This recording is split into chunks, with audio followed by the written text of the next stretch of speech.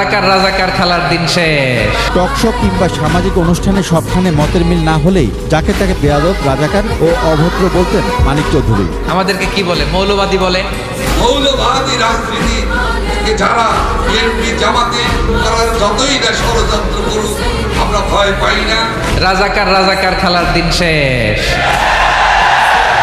মুক্তিযোদ্ধার সন্তান নাতিপুতিরা কেউ মেধাবী নেই, যত রাজাকারের বাচ্চারা নাতিপুতি হলো মেধাবী, তাই না? মন মতো হইলে মুক্তিযোদ্ধা, মন মতো না হইলে রাজাকার। এই দিন শেষ, ওই দিন আর নাই। এই কার্ড দিয়ে আর খেলার দিন নাই।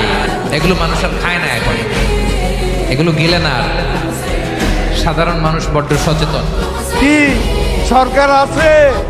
সরকারকে পালাতে বলে। লাফালাফি বেশি করবা না। 12 কোটিতে গাছের গোড়া আসতে নাড়া দেবে, মামু বাড়ি দিল্লি গিয়ে পড়বা।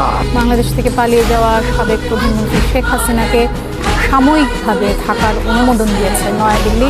দেখেন, কালের বিবর্তনে সময়ের আবর্তনে একই পরিক্রমা। আমাদেরকেও ট্যাগিং করে, আমাদেরকে মৌলবাদী বলে, ব্যাকডেটেড বলে, রাজাকার বলে, জঙ্গি বলে, যুদ্ধাপরাধী বলে।